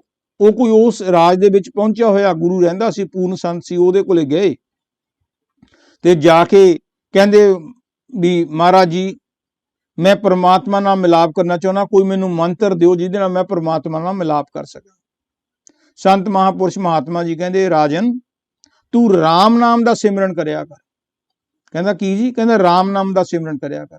ਉਹ ਕਹਿੰਦਾ ਰਾਮ ਨਾਮ ਦਾ, ਇਹ ਤਾਂ ਮੈਂ ਲੱਖਾਂ ਵਾਰੀ ਸੁਣਿਆ, ਸਾਰੀਆਂ ਕਿਤਾਬਾਂ ਭਰੀਆਂ ਪਈਆਂ, ਰੇਡੀਓ ਸਟੇਸ਼ਨ ਟੀਵੀ ਤੇ ਸਾਰਾ ਕੁਝ ਰਾਮ ਨਾਮ ਹੁੰਦਾ, ਫਿਰ ਮੈਨੂੰ ਐਡੀ ਦੂਰ ਚੱਲ ਕੇ ਆਉਣ ਦੀ ਕੀ ਲੋੜ ਸੀਗੀ। ਉਹ ਕਹਿੰਦੇ ਰਾਜਨ ਜਿਹੜਾ ਤੈਨੂੰ ਮੈਂ ਕਹਿ ਰਿਹਾ ਨਾ, ਹੁਣ ਜਿਹੜਾ ਤੈਨੂੰ ਮੈਂ ਕਹਿ ਰਿਹਾ ਤੂੰ ਉਹਦਾ ਸਿਮਰਨ ਕਰ, ਤੇਰਾ ਬਹੁਤ ਫਾਇਦਾ ਹੋਊਗਾ। ਉਹਨੂੰ ਗੁੱਸਾ ਆ ਗਿਆ ਰਾਜੇ ਨੂੰ। ਕਹਿੰਦਾ ਇਹਦਾ ਮਤਲਬ ਜੇ ਮੈਂ ਕਿਸੇ ਹੋਰ ਤੋਂ ਲੈ ਲੈਂਦਾ, ਸਾਡੇ ਉੱਥੇ ਰਾਜ ਦੇ ਵਿੱਚ ਸਾਡੀ ਰਾਜਧਾਨੀ ਬਥੇਰੇ ਸੰਤ ਨੇ, ਜੇ ਉਹਨਾਂ ਤੋਂ ਲੈਣ ਦਾ ਉਹਦਾ ਫਾਇਦਾ ਨਹੀਂ ਹੋਣਾ ਸੀ, ਤੁਹਾਡਾ ਹੀ ਫਾਇਦਾ ਹੋਣਾ ਸੀ। ਇਹ ਕਿਵੇਂ ਹੋ ਸਕਦਾ ਤੁਹਾਡਾ ਫਾਇਦਾ ਹੋਵੇ? ਇਹ ਤੁਸੀਂ ਮੈਨੂੰ ਗੱਲ ਸਮਝਾਓ ਵੀ ਤੁਹਾਡਾ ਕਿਉਂ ਫਾਇਦਾ ਹੋਊਗਾ, ਦੂਜੇ ਦਾ ਕਿਉਂ ਨਹੀਂ ਫਾਇਦਾ ਹੋਊਗਾ? ਕਿਤਾਬਾਂ 'ਚ ਪੜ੍ਹ ਕੇ ਕਿਉਂ ਨਹੀਂ, ਰਾਮ ਨਾਮ ਦਾ ਮੰਤਰ ਪੜ੍ਹ ਕੇ ਫਾਇਦਾ ਹੋਊਗਾ? ਉਹ ਕਹਿੰਦਾ ਇਹ ਸੰਤ ਕਹਿੰਦੇ ਕੋਈ ਨਹੀਂ ਰਾਜਨ, ਥੋੜੇ ਦਿਨ ਠਹਿਰ ਜਾ, ਮੈਂ ਤੈਨੂੰ ਇਸ ਗੱਲ ਦਾ ਜਵਾਬ ਦੇਊਂਗਾ। ਹੁਣ ਤੂੰ ਗੁੱਸੇ 'ਚ ਆ, ਤੂੰ ਆਪਣੇ ਰਾਜ 'ਚ ਜਾ, ਤੈਨੂੰ ਮੈਂ ਕਿਸੇ ਦਿਨ ਆ ਕੇ ਸਮਝਾਊਂਗਾ। ਉਹ ਚਲੇ ਗਏ ਰਾਜਾ। ਕੁਝ ਦਿਨਾਂ ਤੋਂ ਬਾਅਦ ਉਹ ਸੰਤ ਮਹਾਤਮਾ ਉਹਦੇ ਰਾਜ ਵਿੱਚ ਗਏ ਤੇ ਰਾਜੇ ਨੇ ਉਸੇ ਤਰ੍ਹਾਂ ਉਹਨਾਂ ਦੀ ਇੱਜ਼ਤ ਮਾਣ ਕੀਤੀ ਕਿ ਆ ਵੀ ਸਿੰਘਾਸਨ ਲਓ। ਉਸ ਆਸਨ ਦੇ ਉੱਤੇ ਬੈਠ ਗਏ ਤੇ ਜਦੋਂ ਆਸਨ ਤੇ ਬੈਠੇ ਤਾਂ ਉਹ ਸੰਤਾਂ ਨੇ, ਉਹ ਮਹਾਤਮਾ ਨੇ ਕਿਹਾ ਕਿ ਪੁਲਿਸ ਦੇ ਬੰਦਿਆਂ ਨੂੰ, ਉੱਥੇ ਪੁਲਿਸ ਵਾਲੇ ਵੀ ਖੜੇ ਹੁੰਦੇ ਨੇ ਜਿਹਨੂੰ ਆਪਾਂ ਸੈਨਿਕ ਕਹਿ ਲੈਂਦੇ ਆ, ਕਹਿੰਦੇ ਸੈਨਿਕੋ ਮੈਂ ਤੁਹਾਨੂੰ ਹੁਕਮ ਦੇਣਾ, ਰਾਜੇ ਨੂੰ ਗ੍ਰਿਫਤਾਰ ਕਰੋ। ਸੈਨਿਕ ਸਾਰੇ ਚੁੱਪ ਕਰਕੇ ਖੜੇ ਰਹੇ। ਮਹਾਤਮਾ ਨੇ ਫਿਰ ਦੂਸਰੀ ਵਾਰ ਕਿਹਾ, ਕਹਿੰਦਾ ਮੈਂ ਤੁਹਾਨੂੰ ਸੁਣਿਆ ਨਹੀਂ ਮੈਂ ਕੀ ਕਿਹਾ, ਮੈਂ ਤੁਹਾਨੂੰ ਕਹਿੰਦਾ ਰਾਜੇ ਨੂੰ ਫੜ ਲਓ, ਗ੍ਰਿਫਤਾਰ ਕਰੋ। ਉਹ ਫੇਰ ਨਹੀਂ ਬੋਲੇ। ਰਾਜੇ ਨੂੰ ਆ ਗਿਆ ਗੁੱਸਾ ਵੀ ਇਹ ਕਰੀ ਕੀ ਜਾਂਦਾ। ਉਹ ਕਹਿੰਦਾ ਤੁਸੀਂ ਕਰੀ ਕਿਵੇਂ, ਪਾਗਲ ਹੋ ਗਏ, ਮੈਨੂੰ ਲੱਗਦਾ ਤੁਸੀਂ ਠੀਕ ਨਹੀਂ ਹੋ। ਉਹਨੇ ਉਹਦੀ ਆਪਣੇ ਰਾਜੇ ਨੇ ਕਿਹਾ ਆਪਣੇ ਸੈਨਿਕਾਂ ਨੂੰ, ਕਹਿੰਦੇ ਸੈਨਿਕੋ ਫੜ ਲਓ ਇਹਨੂੰ, ਕਹਿੰਦੇ ਆਸਨ ਤੋਂ ਉਤਾਰ ਲਓ, ਘੜੀਸ ਕੇ ਇਹਨੂੰ ਗ੍ਰਿਫਤਾਰ ਕਰ ਲਓ। ਫਟਾਫਟ ਸੈਨਿਕ ਭੱਜੇ ਤੇ ਉਹ ਮਹਾਤਮਾ ਦੇ ਬਾਂਹ ਬੰਨ ਲਈਆਂ, ਬਣ ਕੇ ਥੱਲੇ ਤਾਰ ਲਿਆ ਤੇ ਮਹਾਤਮਾ ਜੀ ਜ਼ੋਰ ਦੀ ਹੱਸ ਪਏ। ਕਹਿੰਦੇ ਰਾਜਨ ਤੈਨੂੰ ਤੇਰੇ ਸਵਾਲ ਦਾ ਜਵਾਬ ਮਿਲ ਗਿਆ। ਉਹ ਕਹਿੰਦਾ ਜੀ ਮੈਂ ਸਮਝਿਆ ਨਹੀਂ। ਕਹਿੰਦਾ ਦੇਖ, ਕਿਹਾ ਮੈਂ ਵੀ ਸੀਗਾ ਵੀ ਰਾਜੇ ਨੂੰ ਫੜ ਲਓ, ਗ੍ਰਿਫਤਾਰ ਕਰੋ, ਗ੍ਰਿਫਤਾਰ ਕਰੋ, ਤੇ ਕਿਹਾ ਤੈਨੂੰ ਵੀ ਗ੍ਰਿਫਤਾਰ ਕਰੋ। ਮੇਰੇ ਕਹੇ ਦਾ ਅਸਰ ਨਹੀਂ ਹੋਇਆ, ਤੇਰੇ ਦਾ ਹੋ ਗਿਆ, ਕਿਉਂਕਿ ਤੇਰੇ ਕੋਲ ਪਾਵਰ ਹੈ। ਇਸੇ ਤਰ੍ਹਾਂ ਹੀ ਪਰਮਾਤਮਾ ਦੇ ਜਿਹੜੇ ਬੰਦੇ ਅੰਦਰ ਜਿਹਨੂੰ ਪ੍ਰਗਟ ਕਰ ਲੈ, ਉਹਨਾਂ ਕੋਲ ਪਾਵਰ ਹੁੰਦੀ ਹੈ। ਉਹ ਆਪਣੀ ਪਾਵਰ ਦੇ ਵਿੱਚੋਂ ਜੋ ਕਿਸੇ ਨੂੰ ਵੰਡਦੇ ਨੇ ਉਹਦਾ ਅਸਰ ਹੁੰਦਾ। ਸੋ ਕਿਤਾਬਾਂ ਪੜ੍ਹ ਕੇ ਕਈ ਵਾਰੀ ਅਸਰ ਨਹੀਂ ਹੁੰਦਾ। ਹੁਣ ਸਵਾਲ ਪੈਦਾ ਹੁੰਦਾ ਹੈ ਕਿ ਮੈਡੀਟੇਸ਼ਨ ਕਦੋਂ ਕਰਨੀ ਚਾਹੀਦੀ ਹੈ। ਦੇਖੋ, ਮੈਡੀਟੇਸ਼ਨ ਜਦੋਂ ਮਰਜ਼ੀ ਕਰੋ। ਮੈਂ ਤੁਹਾਨੂੰ ਦੇਸੀ ਤਰੀਕੇ ਨਾਲ ਦੱਸ ਦਿੰਦਾ, ਮੈਡੀਟੇਸ਼ਨ ਦਾ ਹਰ ਵਕਤ ਚੱਲਦੀ ਰਹਿਣੀ ਚਾਹੀਦੀ ਹੈ। ਜੇ ਕੋਈ ਤੁਸੀਂ ਟੀਵੀ ਵੀ ਦੇ ਦਿਓ, ਬੱਚੇ ਨੂੰ ਵੀ ਖਿਡਾਉਂਦੇ ਹੋ, ਗੇਮ ਤੇ ਵੀ ਜਾਂਦੇ ਹੋ, ਕਾਰ ਵੀ ਚਲਾਉਂਦੇ ਹੋ, ਕਾਰ ਤੇ ਬੈਠਦੇ ਹੋ, ਬਜਾਏ ਤੁਸੀਂ ਗੁਰਦਾਸ ਮਾਨ ਦੇ ਗਾਣੇ ਸੁਣੀ ਜਾਂਦੇ ਹੋ ਤੇ ਚੱਕ ਦੇ ਬੰਦੂਕਾਂ ਫਟਦੇ ਕਰਦੇ, ਐਂ ਕਰਦੇ, ਬਾਹ ਕਰਦੇ, ਨੰਗੇ ਗੰਦੇ ਗਾਣੇ ਸੁਣਨ ਦੀ ਥਾਂ ਤੇ ਉਸ ਵੇਲੇ ਰੇਡੀਓ ਹੀ ਲਾ ਲਓ ਕਾਰ ਦੇ ਵਿੱਚ, ਪਰਮਾਤਮਾ ਦਾ ਸਿਮਰਨ ਚੱਲਦਾ ਰਹੇ, ਉਹਦਾ ਤੁਹਾਨੂੰ ਮਜ਼ਾ ਆਉਣਾ ਸ਼ੁਰੂ ਹੋ ਜੂ ਹੌਲੀ ਹੌਲੀ ਹੌਲੀ ਹੌਲੀ ਹੌਲੀ। ਸੋ ਪਰਮਾਤਮਾ ਦਾ ਨਾਂ ਤਾਂ ਹਰ ਵਕਤ ਕਰੋ, ਪਰ ਜਿਹੜਾ ਬੈਟਰ ਟਾਈਮ ਹੈ ਨਾ ਉਹ ਹੈਗਾ ਅੰਮ੍ਰਿਤ ਵੇਲੇ। ਅੰਮ੍ਰਿਤ ਵੇਲੇ ਜੋ ਵੀ ਜਾਗੇ, ਭਾਗ ਜਾਗਦੇ ਸੁੱਤੇ, ਜਿਹੜੇ ਸਾਡੇ ਸੁੱਤੇ ਪਏ ਭਾਗ ਨੇ, ਜਦੋਂ ਅਸੀਂ ਸਵੇਰੇ ਉੱਠ ਕੇ ਅੰਮ੍ਰਿਤ ਵੇਲੇ ਪ੍ਰਮਾਤਮਾ ਦਾ ਨਾਮ ਲੈਂਦੇ ਆ ਤਾਂ ਉਹਦੇ ਨਾਲ ਸਾਡਾ ਜਿਹੜਾ ਹੈਗਾ ਕੰਮ ਛੇਤੀ ਬਣ ਜਾਂਦਾ। ਕਿਉਂ ਛੇਤੀ ਬਣ ਜਾਂਦਾ? ਦੇਖੋ, ਇੱਕ ਤਾਂ ਜਦੋਂ ਤੁਸੀਂ ਸਵੇਰੇ ਸਵੇਰੇ ਉੱਠਦੇ ਹੋ, ਨਾ ਤਾਂ ਕਾਰਾਂ ਦੀਆਂ ਚੀਂਕ ਚਹਾਟਾਂ ਪੈਂਦੀਆਂ, ਨਾ ਸਾਡੇ ਕੋਈ ਦਰਵਾਜ਼ੇ ਤੇ ਆ ਕੇ ਸਾਡਾ ਦਰਵਾਜ਼ਾ ਖੜਕਾਉਂਦਾ, ਨਾ ਕੋਈ ਬੱਚਾ ਰੌਲਾ ਪਾਉਂਦਾ। ਉਸ ਵੇਲੇ ਸ਼ਾਂਤ ਮਾਹੌਲ ਹੁੰਦਾ ਤੇ ਉਸ ਵੇਲੇ ਜਦੋਂ ਅਸੀਂ ਭਜਨ ਸਿਮਰਨ ਕਰਦੇ ਹਾਂ ਤੇ ਉਹਦੇ ਫਾਇਦੇ ਸਾਨੂੰ ਜ਼ਿਆਦਾ ਨੇ ਨਿਸਬਤ ਜਦੋਂ ਅਸੀਂ ਸ਼ਾਮ ਨੂੰ ਕਰੀਏ। ਸ਼ਾਮ ਨੂੰ ਅਸੀਂ ਥੱਕੇ ਟੁੱਟੇ ਕੰਮਾਂ ਤੋਂ ਆਉਣੇ, ਉਸ ਵੇਲੇ ਸਾਡਾ ਮਨ ਨਹੀਂ ਲੱਗਦਾ, ਭੁੱਖ ਲੱਗੀ ਹੁੰਦੀ ਹੈ, ਕਾਰਾਂ ਦਾ ਰੌਲਾ ਪਿਆ ਹੁੰਦਾ, ਘਰ 'ਚ ਚੀਂਕ ਚਿਹਾੜਾ ਪਿਆ ਹੁੰਦਾ, ਕੋਈ ਉੱਪਰ ਟੀਵੀ ਲਾਈ ਬੈਠਾ ਹੁੰਦਾ, ਕੋਈ ਥੱਲੇ ਟੀਵੀ ਲਾਈ ਬੈਠਾ ਹੁੰਦਾ। ਸੋ ਇਸ ਕਰਕੇ ਮਾਰਨਿੰਗ ਟਾਈਮ ਹਮੇਸ਼ਾ ਅੰਮ੍ਰਿਤ ਵੇਲਾ ਵਧੀਆ ਮੰਨਿਆ ਗਿਆ। ਪਰ ਜੇ ਅੰਮ੍ਰਿਤ ਵੇਲੇ ਟਾਈਮ ਨਹੀਂ ਮਿਲਦਾ, ਇਹਦਾ ਮਤਲਬ ਤਾਂ ਨਹੀਂ ਵੀ ਹੁਣ ਮੈਨੂੰ ਟਾਈਮ ਨਹੀਂ ਮਿਲਦਾ ਫਿਰ ਮੈਂ ਕਦੋਂ ਕਰਾਂ ਕੀ? ਹਰ ਵਕਤ ਕਰੋ, ਹਰ ਵਕਤ ਕਰੋ। ਰਾਤ ਦੇਖੋ, ਦੋ ਚੀਜ਼ਾਂ ਕਰੋ, ਸਵੇਰੇ ਉੱਠ ਕੇ ਭਜਨ ਸਿਮਰਨ ਕਰਨਾ ਤੇ ਰਾਤ ਨੂੰ ਸੌਣ ਤੋਂ ਪਹਿਲਾਂ ਜ਼ਰੂਰ ਕਰਨਾ। 2 ਮਿੰਟ ਬੈਠੋ, 4 ਮਿੰਟ ਬੈਠੋ, ਜਦੋਂ ਪਰਮਾਤਮਾ ਦਾ ਨਾਮ ਲੈ ਕੇ ਸੌਵੋਗੇ ਨਾ ਤਾਂ ਸਾਨੂੰ ਜਾਗ ਵੀ ਛੇਤੀ ਆ ਜਾਊਗੀ। ਜੇ ਅਸੀਂ ਦੋਸਤੀ ਕਲਯੁਗ ਦੇ ਨਾਲ ਪਾਈ ਹੈ, ਰਾਤ ਨੂੰ ਲੇਟ ਅਸੀਂ ਸੌਂਦੇ ਹਾਂ, ਕਲੱਬਾਂ 'ਚ ਜਾ ਕੇ ਸ਼ਰਾਬ ਪੀ ਕੇ ਡਾਂਸ ਕਰਦੇ ਹਾਂ, ਤੇ ਫਿਰ ਸਾਨੂੰ ਜਾਗ ਹੀ ਨਹੀਂ ਆਉਂਦੀ। ਜਦੋਂ ਜਾਗ ਨਹੀਂ ਆਉਂਦੀ, ਸਾਡੇ ਹਰ ਵਕਤ ਗੋਡੇ ਗਿੱਟੇ ਦੁਖਦੇ ਰਹਿਣ ਤੇ ਅਸੀਂ ਚੌਂਕੜੀ ਕਦੋਂ ਮਾਰਾਂਗੇ? ਜਦੋਂ ਸਾਨੂੰ ਹਰ ਵਕਤ ਪੈਸੇ ਦੇ ਮਗਰ ਭੱਜਣ ਦੀ ਆਦਤ ਪਈ ਹੋਵੇ, ਵੀ ਮੈਂ ਤਾਂ ਉਹ ਕੰਮ ਕਰਨਾ, ਆਹ ਕਰਨਾ, ਮੈਨੂੰ ਤਾਂ ਟਾਈਮ ਹੀ ਨਹੀਂ। ਟਾਈਮ ਨਹੀਂ ਸੀ, ਕੋਈ ਗੱਲ ਨਹੀਂ ਭਾਈ ਸਾਹਿਬ, ਇਹੋ ਜਿਹੇ ਬੰਦੇ ਬਹੁਤ ਨੇ ਜਿਨ੍ਹਾਂ ਨੂੰ ਟਾਈਮ ਨਹੀਂ। ਫਿਰ ਇੱਕ ਦਿਨ ਇਕੱਠਾ ਹੀ ਟਾਈਮ ਮਿਲੂ, ਜਦੋਂ ਨੱਕ 'ਚ ਪਾ ਦੇਣਗੇ ਨਾਲੀਆਂ, ਢਿੱਡ ਤੁਹਾਡਾ ਪਾੜਿਆ ਹੋਊਗਾ ਤੇ ਚਿੱਟੇ ਕੱਪੜੇ ਜਾਂ ਨੀਲੇ ਕੱਪੜੇ ਪਾ ਕੇ ਲੰਬੇ ਜਿਹੇ ਬਿਸਤਰੇ ਤੇ ਪਏ ਹੋਣਗੇ। ਫਿਰ ਡੀਕੋਗੇ ਵੀ ਮੈਂ ਤਾਂ ਸਾਰੀ ਜ਼ਿੰਦਗੀ ਐਵੇਂ ਖਰਾਬ ਕਰਤੀ, ਧੀਆਂ ਪੁੱਤਾਂ ਪਿੱਛੇ ਪੈਸੇ ਇਕੱਠੇ ਕਰਦਾ ਰਿਹਾ, ਆ ਪੈਸੇ ਤਾਂ ਸਾਡੇ ਕਿਸੇ ਕੰਮ ਨਹੀਂ ਆਉਣੇ। ਸੋ ਇਸ ਕਰਕੇ ਆਪਣੀ ਜ਼ਿੰਦਗੀ ਨੂੰ ਹੈ ਨਾ, ਜਿਵੇਂ ਕਹਿੰਦੇ ਮਾਨਸ ਜਨਮ ਦੁਰਲੰਭ ਹੈ, ਹੋਤ ਨਾ ਬਾਰੰਬਾਰ, ਜਿਉ ਬਨ ਫਲ ਪਕ ਪੋਏ ਗਰੇ, ਬਹੁਰ ਨਾ ਲਾਗੇ ਨਾਲ। ਸੋ ਜਿਸ ਤਰ੍ਹਾਂ ਇਹ ਕਿਹਾ ਜਾਂਦਾ ਵੀ ਦਰਖਤ ਦੀ ਐਗਜ਼ਾਮਪਲ ਦਿੱਤੀ ਆ ਗੁਰੂ ਸਾਹਿਬ ਨੇ, ਵੀ ਜਿਸ ਤਰ੍ਹਾਂ ਦਰਖਤ ਤੋਂ ਫਲ ਇੱਕ ਵਾਰੀ ਟੁੱਟ ਗਿਆ ਨਾ ਤੇ ਫਿਰ ਦਰਖਤ ਦੇ ਨਾਲ ਨਹੀਂ ਜੁੜਦਾ, ਇਸੇ ਤਰ੍ਹਾਂ ਹੀ ਜਿਹੜੇ ਸਾਨੂੰ ਗਿਣਤੀ ਦੇ ਸਾਹ ਮਿਲੇ ਨੇ, ਜਦੋਂ ਵੀ ਸਾਡਾ ਸਾਹ ਪੂਰਾ ਹੋ ਗਿਆ, ਸਾਨੂੰ 1 ਸਕਿੰਟ ਰਹਿਣ ਦੀ ਮੋਹਲਤ ਨਹੀਂ। ਚਾਹੇ ਅਸੀਂ ਰੋਟੀ ਚੱਕ ਕੇ ਦੇਖਿਆ ਨਹੀਂ, ਕਈ ਵਾਰੀ ਅਸੀਂ ਰੋਟੀ ਜਾ ਕੇ ਮੂੰਹ 'ਚ ਪਾਉਣੇ ਆ, ਉੱਥੇ ਹੀ ਹਾਰਟ ਅਟੈਕ ਹੋ ਜਾਂਦਾ। ਕਾਰ ਦੇ ਵਿੱਚ ਪੈਰ ਰੱਖਦੇ ਆ, ਬੇਅੰਤ ਸਿੰਘ ਨੇ, ਚੀਫ ਮਿਨਿਸਟਰ ਪੰਜਾਬ ਨੇ ਰੱਖਿਆ ਜੀ, ਉਦੋਂ ਹੀ ਬੰਬ ਬਲਾਸਟ ਹੋ ਗਿਆ। ਮੌਤ ਦਾ ਕੋਈ ਪਤਾ ਕਦੋਂ ਹੋਣੀ ਹੈ।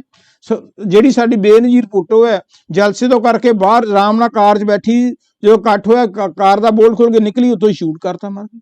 ਸੋ ਮੌਤ ਦਾ ਕੋਈ ਸਮਾਂ ਨਹੀਂ। ਇਹ ਤਾਂ ਜਿੰਨਾ ਚਿਰ ਸਾਹ ਚੱਲਦਾ ਉਹਦਾ ਫਾਇਦਾ ਉਠਾ ਲਓ। ਇਹ ਨਾ ਸੋਚੋਗੇ 70 ਦਾ ਹੋ ਗਿਆ, 80 ਦਾ ਹੋ ਗਿਆ, 50 ਦਾ ਹੋ ਗਿਆ, ਜਿਹੜੀ ਜਵਾਨੀ ਦੇ ਵੇਲੇ ਕਰ ਲਓਗੇ ਤਾਂ ਵਧੀਆ। ਜੇ ਨਹੀਂ, ਹਾਲੇ ਵੀ ਕੁਝ ਨਹੀਂ ਵਿਗੜਿਆ। ਹਾਲੇ ਅਸੀਂ ਕਹਿੰਦੇ, ਪਹਿਲਾਂ ਤਾਂ ਅਸੀਂ ਕਹਿੰਦੇ ਜੀ ਦੇਖੋ ਜੀ ਭਜਨ ਸਿਮਰਨ ਨੂੰ ਟਾਈਮ ਹੀ ਨਹੀਂ ਮਿਲਦਾ, ਨੌਕਰੀ ਤੇ ਜਾਣੇ ਆ, ਥੱਕੇ ਟੁੱਟੇ ਆਉਣੇ ਆ, ਫਿਰ ਨਿਆਣੇ ਹੋ ਗਏ, ਹੁਣ ਨਿਆਣਿਆਂ ਦੀ ਵੀ ਤਾਂ ਦੇਖਣਾ ਜੀ, ਉਹਨਾਂ ਨੂੰ ਰੋਟੀ ਪਾਣੀ ਦੇਣਾ, ਨਿਆਣਿਆਂ ਦਾ ਫਿਰ ਵਿਆਹ ਵੀ ਤਾਂ ਕਰਨਾ, ਫਿਰ ਵਿਆਹ ਕਰਕੇ ਪੋਤੇ ਪੋਤੀਆਂ, ਦੋਤੇ ਦੋਤੀਆਂ ਨੂੰ ਵੀ ਸਕੂਲ ਛੱਡ ਕੇ ਉਹਨਾਂ ਜੇ ਚੱਲੀ ਚਲੋ ਤੁਸੀਂ, ਉਹ ਭੇਡ ਚਾਲਦੇ ਆ, ਚੱਲੀ ਚਲੋ ਚੱਲੀ ਚਲੋ, ਫਿਰ ਅਖੀਰ 'ਚ ਖਾਲੀ ਹੱਥ ਆਏ ਸੀ, ਖਾਲੀ ਹੱਥ ਚਲੇ ਜਾਓਗੇ। ਸੋ ਇਸ ਕਰਕੇ ਆਪਣੀ ਜ਼ਿੰਦਗੀ ਨੂੰ ਸਮਝਣ ਦੀ ਕੋਸ਼ਿਸ਼ ਕਰੀਏ। ਔਰ ਮੈਂ ਤਾਂ ਇਹ ਕਹਿਣਾ ਕਿ ਜਿਹੜਾ ਭਜਨ ਹੈ ਨਾ, ਦੇਖੋ 3 ਚੀਜ਼ਾਂ ਆਪਾਂ ਕਿਹਾ ਸੀ, ਸਿਮਰਨ, ਧਿਆਨ ਤੇ ਧੁਨ। ਸਿਮਰਨ ਜਿਹੜਾ ਹੈਗਾ, ਕਈ ਲੋਕ ਇਕੱਲੇ ਹੀ ਸਿਮਰਨ ਕਰਦੇ ਨੇ, ਉਹ ਭਜਨ ਨਹੀਂ ਕਰਦੇ, ਆਪਣੀਆਂ ਅੱਖਾਂ ਦੇ ਉੱਤੇ ਕਨਸੈਂਟਰੇਟ ਨਹੀਂ ਕਰਦੇ। ਇਹਦੀ ਇੱਕ ਐਗਜ਼ਾਮਪਲ ਇਹ ਹੈ ਵੀ ਜਿਵੇਂ ਆਪਾਂ ਰੋਟੀ ਬਣਾ ਲਈਏ, ਭੋਜਨ ਤਿਆਰ ਕਰ ਲਈਏ, ਭੋਜਨ ਪਲੇਟ 'ਚ ਪਿਆ, ਤੁਹਾਡੀ ਭੁੱਖ ਮਰ ਜੂਗੀ? ਕਦੇ ਨਹੀਂ। ਭੋਜਨ ਨਾਲ ਸਾਡੀ ਭੁੱਖ ਉਦੋਂ ਹੀ ਮਰੂਗੀ ਜਦੋਂ ਅਸੀਂ ਭੋਜਨ ਚੱਕ ਕੇ ਪਾਵਾਂਗੇ ਤੇ ਫਿਰ ਹਜਮ ਕਰਾਂਗੇ। ਇਸੇ ਤਰ੍ਹਾਂ ਜਿਹੜਾ ਸਿਮਰਨ ਕਰਦੇ ਆ, ਕਰੀ ਜਾਂਦੇ, ਉਹਦਾ ਤਾਂ ਫਾਇਦਾ ਜਦੋਂ ਸਿਮਰਨ ਦੇ ਉੱਤੇ ਅਸੀਂ ਆਪਣਾ ਧਿਆਨ ਨੂੰ ਟਿਕਾਵਾਂਗੇ ਤੇ ਜਦੋਂ ਅਸੀਂ ਧਿਆਨ ਦੇ ਉੱਤੋਂ ਉਸ ਨੂੰ ਹਜਮ ਕਰਾਂਗੇ ਤੇ ਉਹ ਸੁਰ ਧੁਨ ਨੂੰ ਸੁਣਾਂਗੇ, ਤਾਂ ਸਾਡਾ ਫਾਇਦਾ ਹੈ। ਇਕੱਲੇ ਭੋਜਨ ਦਾ ਨਹੀਂ, ਇਕੱਲੇ ਸਿਮਰਨ ਦਾ ਨਹੀਂ। ਕਈ ਲੋਕ ਕਹੀ ਜਾਂਦੇ ਨੇ ਸਿਮਰਨ ਕਰੀ ਜਾਂਦੇ, ਕਿਤਾਬਾਂ ਸਵੇਰ ਤੋਂ ਲੈ ਕੇ ਸ਼ਾਮ ਤਾਈਂ ਪੜ੍ਹਦੇ ਨੇ, ਕਦੇ ਉਹਨਾਂ ਨੇ ਧਿਆਨ ਟਿਕਾਇਆ ਨਹੀਂ। ਅਸੀਂ ਅੱਖਾਂ ਮੀਚ ਕੇ ਜਦੋਂ ਕੋਈ ਗੱਲ ਸੁਣਦੇ ਹਾਂ, ਉਹਦਾ ਅਲੱਗ ਨਜ਼ਾਰਾ ਹੁੰਦਾ। ਕੀਰਤਨ ਅਸੀਂ ਕਰਦੇ ਹਾਂ, ਬਹੁਤ ਗੁਰਦੁਆਰੇ ਸਾਹਿਬ 'ਚ ਜਾਂਦੇ ਹਾਂ, ਮੰਦਿਰ ਜਾਂਦੇ ਹਾਂ, ਢੋਲਕੀ ਛੈਣੇ ਬਾਜੇ ਕਿੰਨਾ ਕੁਛ ਵੱਜਦੇ ਨੇ, ਉਹ ਕੀਰਤਨ ਜਿਹੜਾ ਹੈਗਾ ਉਹ ਸਾਡੇ ਅੰਦਰ ਹੋ ਰਿਹਾ, ਅੰਦਰ ਆਵਾਜ਼ਾਂ ਨੇ, ਗੱਡੀ ਦੀਆਂ ਵੀ ਆਉਣਗੀਆਂ, ਤੁਹਾਨੂੰ ਚਿੜੀ ਦੀਆਂ ਵੀ ਆਉਣਗੀਆਂ, ਜਿਹੜੇ ਬਾਜੇ ਨੇ ਇਹਨਾਂ ਦੀਆਂ ਵੀ ਆਉਣਗੀਆਂ, ਉਹਦਾ ਆਨੰਦ ਉਹ ਕਦੇ ਬੰਦ ਨਹੀਂ ਹੁੰਦੀਆਂ। ਪਰ ਜੇ ਭਾਈ ਜੀ ਜਾਂ ਪੰਡਤ ਜੀ ਬਾਜਾ ਬੰਦ ਕਰ ਦੇਣ, ਢੋਲਕ ਬੰਦ ਕਰ ਦੇਣ, ਸਾਨੂੰ ਉਹਦੀ ਕੀਰਤਨ ਬੰਦ ਹੋ ਜਾਂਦਾ, ਸਾਡਾ ਧਿਆਨ ਉਹਦੀ ਖਿਲਰ ਜਾਂਦਾ। ਸੋ ਸਾਨੂੰ ਜਿਹੜਾ ਕੀਰਤਨ ਹੈ ਅੰਦਰ ਸੁਣਨ ਦੀ ਲੋੜ ਹੈ। ਦੇਖ ਲਓ, ਇਹ ਜਦੋਂ ਅਸੀਂ ਰੋਜ਼ਾਨਾ ਭਜਨ ਸਿਮਰਨ ਕਰਦੇ ਹਾਂ ਤੇ ਸਾਨੂੰ ਧੁਨ ਸੁਣਨੀ ਸ਼ੁਰੂ ਹੋ ਜਾਂਦੀ ਹੈ। ਇਹ ਨਾ ਸੁਣੋ ਵੀ ਉਹਨਾਂ ਦੇ ਕੋਈ ਚਿੱਟੇ ਕੱਪੜੇ ਪਾਏ ਹੋਣਗੇ, ਕੋਈ ਬਹੁਤ ਉੱਚੀ ਹੁੰਦੇ, ਕੋਈ ਵੀ ਸੁਣ ਸਕਦਾ। ਗੱਲ ਤਾਂ ਮਿਹਨਤ ਕਰਨ ਦੀ ਹੈ। ਜਿਸ ਤਰ੍ਹਾਂ ਕੋਈ IAS IPS ਅਫਸਰ ਜਿਹੜਾ ਮਿਹਨਤ ਕਰਦਾ ਉਹ ਰਕਸ਼ਾ ਵਾਲੇ ਦਾ ਮੁੰਡਾ ਵੀ ਹੋ ਸਕਦਾ ਹੈ, ਉਹ ਮਜ਼ਦੂਰ ਦਾ ਮੁੰਡਾ ਵੀ ਹੋ ਸਕਦਾ ਹੈ, ਉਹ ਦੁਕਾਨਦਾਰ ਦਾ ਮੁੰਡਾ ਵੀ ਹੋ ਸਕਦਾ ਹੈ, ਉਹ ਖੇਤੀਬਾੜੀ, ਜਿਹਨੇ ਮਿਹਨਤ ਕੀਤੀ ਉਹ ਅਫਸਰ ਬਣ ਗਿਆ, ਬਾਕੀ ਥੱਲੇ ਰਹਿ ਜਾਂਦੇ ਨੇ। ਕੋਈ ਖਿਲਾੜੀ ਹੈ, ਦੁਨੀਆ ਦੇ ਕਿੰਨੇ ਬੰਦੇ ਨੇ ਜਿਹੜੇ ਨੇ ਉਹ ਕ੍ਰਿਕਟ ਖੇਡਦੇ ਨੇ, ਕਿ ਸਾਰੇ ਹੀ ਖੇਡਦੇ ਨੇ। ਜੇ ਲੱਖਾਂ ਬੰਦੇ ਖੇਡਦੇ ਨੇ 11 ਬੰਦੇ ਮਸਾਂ ਨਿਕਲਦੇ ਨੇ, ਕਿਉਂਕਿ ਜਿਨ੍ਹਾਂ ਨੇ ਵੱਧ ਮਿਹਨਤ ਕੀਤੀ ਹੁੰਦੀ ਹੈ, ਪੂਰੀ ਰੂਲਸ ਨੂੰ ਫਾਲੋ ਕਰਕੇ ਦਿਨ ਰਾਤ ਮਿਹਨਤ ਕਰਦੇ ਨੇ, ਉਹਨਾਂ ਦਾ ਕੰਮ ਬਣ ਜਾਂਦਾ। ਇਸੇ ਤਰ੍ਹਾਂ ਹੀ ਜਿਹੜਾ ਭਜਨ ਸਿਮਰਨ ਜਿਹੜਾ ਬੰਦਾ ਕਰਦਾ, ਮਿਹਨਤ ਕਰਦਾ, ਪ੍ਰਾਇੋਰਟੀ ਦਿੰਦਾ, ਉਹਦਾ ਕੰਮ ਬਣ ਜਾਂਦਾ। ਉਹ ਫਿਰ ਖਾਲੀ ਨਹੀਂ ਹੁੰਦਾ, ਉਹਦੇ ਪਰਿਵਾਰ ਦੇ ਵਿੱਚ ਹਾਸਾ ਹੁੰਦਾ, ਉਹਦੇ ਪਰਿਵਾਰ ਵਿੱਚ ਪਿਆਰ ਹੁੰਦਾ, ਉਹਦੀ ਲੋਕ ਇੱਜ਼ਤ ਮਾਣ ਵੀ ਕਰਦੇ ਨੇ, ਤੇ ਉਹ ਆਪ ਵੀ ਅੰਦਰੋਂ ਖੁਸ਼ ਰਹਿੰਦਾ। ਜਿਸ ਤਰ੍ਹਾਂ ਕਹਿੰਦੇ ਨਾ ਵੀ ਉਹ ਜਿਉਂ ਤਿਲ ਮੇ ਤੇਲ ਹੈ ਚਕਮਕ ਮੇ ਆਗ ਤੇਰਾ ਪ੍ਰੀਤਮ ਤੁਝ ਮੇ ਜਾਗ ਸਕੇ ਤੋ ਜਾਗ। ਤਿਲਾਂ ਦੇ ਅੰਦਰ ਜਿਹੜਾ ਤੇਲ ਹੁੰਦਾ ਹੈ, ਦੁੱਧ ਦੇ ਅੰਦਰ ਜਿਹੜਾ ਮੱਖਣ ਹੁੰਦਾ ਹੈ, ਪੱਥਰ ਦੇ ਅੰਦਰ ਜਿਹੜੀ ਅਗਨੀ ਹੁੰਦੀ ਹੈ, ਇਸੇ ਤਰ੍ਹਾਂ ਪਰਮਾਤਮਾ ਸਾਡੇ ਅੰਦਰ ਹੈ। ਜਦੋਂ ਅਸੀਂ ਭਜਨ ਸਿਮਰਨ ਕਰਦੇ ਕਰਦੇ ਕਰਦੇ ਉਸ ਪਰਮਾਤਮਾ ਦੇ ਅੰਦਰੋਂ ਦਰਸ਼ਨ ਕਰ ਲੈਣੇ, ਉਹਦੀ ਜੋਤ ਦੇ ਦਰਸ਼ਨ ਕਰ ਲੈਣੇ, ਤਾਂ ਸਾਡਾ ਰਹਿਣ ਸਹਿਣ ਦਾ ਢੰਗ ਹੀ ਡਿਫਰੈਂਟ ਹੋ ਜਾਂਦਾ ਹੈ। ਫਿਰ ਸਾਨੂੰ ਪਾਸਟ ਤੇ ਪ੍ਰੈਜੈਂਟ ਦਾ ਨਹੀਂ, ਦੁਨੀਆ ਨੂੰ ਪਾਸਟ ਦਾ ਪਤਾ ਹੈ ਤੇ ਪ੍ਰੈਜੈਂਟ ਦਾ ਪਤਾ ਹੈ, ਫਿਊਚਰ ਦਾ ਕਿਸੇ ਨੂੰ ਵੀ ਨਹੀਂ ਪਤਾ। ਪਰ ਜਿਹੜਾ ਬੰਦਾ ਮੈਡੀਟੇਸ਼ਨ ਕਰਦਾ, ਸਿਮਰਨ ਕਰਦਾ, ਜਿਹਨੇ ਆਪਣੀ ਥਰਡ ਆਈ ਖੋਲ ਲਈ, ਤਾਂ ਤੁਸੀਂ ਦੇਖ ਲਓ ਉਹਦੀ ਕੀ ਹੈ ਵੀ ਉਹਨੂੰ ਫਿਊਚਰ ਦਾ ਵੀ ਪਤਾ ਜਾਂਦਾ, ਉਹਨੂੰ ਮੌਤ ਦਾ ਵੀ ਪਤਾ ਲੱਗ ਜਾਂਦਾ। ਤੁਸੀਂ ਸਾਨੂੰ ਲੱਗੂਗਾ ਵੀ ਐਵੇਂ ਬਕਵਾਸ ਕਰਦਾ, ਬਿਲਕੁਲ ਸੱਚੀ ਗੱਲ ਹੈ। ਤੁਸੀਂ ਕਰਕੇ ਦੇਖੋ, ਤੁਹਾਨੂੰ ਮੌਤ ਐਗਜ਼ੈਕਟ ਪਤਾ ਹੋਊਗੀ ਕਦੋਂ ਉਹਨੇ ਤੁਹਾਡੇ ਹੱਥ 'ਚ ਹੋ ਜਾਂਦੀ ਹੈ, ਕਿਉਂਕਿ ਤੁਸੀਂ ਪਰਮਾਤਮਾ ਨੂੰ ਕੰਟਰੋਲ ਕਰਕੇ ਉਹਦੇ ਨਾਲ ਦੋਸਤੀ ਪਾ ਲਈ। ਤੇ ਦੂਜੀ ਗੱਲ ਇਹ ਹੈ ਕਿ ਜੇ ਤੁਸੀਂ ਭਜਨ ਸਿਮਰਨ ਕਰਦੇ ਕਰਦੇ ਕੋਈ ਤੁਹਾਨੂੰ ਰੀਧੀ ਸਿੱਧੀਆਂ ਆ ਜਾਣ, ਥੋੜੀਆਂ ਪਾਵਰਾਂ ਆ ਜਾਂਦੀਆਂ, ਉਹ ਲੋਕਾਂ ਦੇ ਵਿੱਚ ਉਹਦਾ ਪ੍ਰਚਾਰ ਨਾ ਕਰੋ। ਜਿਵੇਂ ਬੈਂਕ ਦੇ ਵਿੱਚ ਅਸੀਂ 1000 ਰੁਪਈਆ ਕਮਾਇਆ ਤੇ 1000 ਰੁਪਈਆ ਖਰਚ ਲਿਆ, ਬੈਲੈਂਸ 0। ਪਰ ਜੇ ਅਸੀਂ ਥੋੜਾ ਵੀ ਕਮਾ ਲਿਆ ਤੇ 100 ਕਮਾਇਆ, 100 ਚੋਂ 80 ਖਰਚ ਕਰ ਲਏ, 20 ਬਚਾ ਲਏ, ਤਾਂ ਹੌਲੀ ਹੌਲੀ ਸਾਡਾ ਬੈਲੈਂਸ ਵਧੂਗਾ। ਸੋ ਇਸ ਕਰਕੇ ਕਹਿੰਦੇ ਨੇ, ਜਿਵੇਂ ਸੈਂਟ ਦੀ ਸ਼ੀਸ਼ੀ ਹੁੰਦੀ ਹੈ ਨਾ, ਉਹਦਾ ਜੇ ਢੱਕਣ ਖੋਲ ਦੋਗੇ ਸੈਂਟ ਉੱਡ ਜੂਗਾ।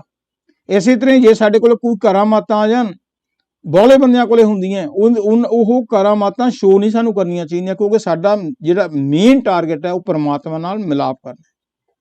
ਇੱਕ ਗੱਲ ਹੋਰ ਹੀ ਮੈਂ ਇੰਪੋਰਟੈਂਟ ਦੱਸਣੀ ਚਾਹੁੰਦਾ ਮੈਡੀਟੇਸ਼ਨ ਦੀ, ਕਿ there is no substitution of meditation। there is no substitute of meditation। ਕਿ ਕਈ ਬੰਦੇ ਕਹਿੰਦੇ ਨੇ ਜੀ ਲਓ ਜੀ ਪਾਠ ਕਰਨ ਨੂੰ ਕੀ ਹੈ, ਚੌਂਕੜੀ ਮਾਰਨ ਨੂੰ ਕੀ ਹੈ।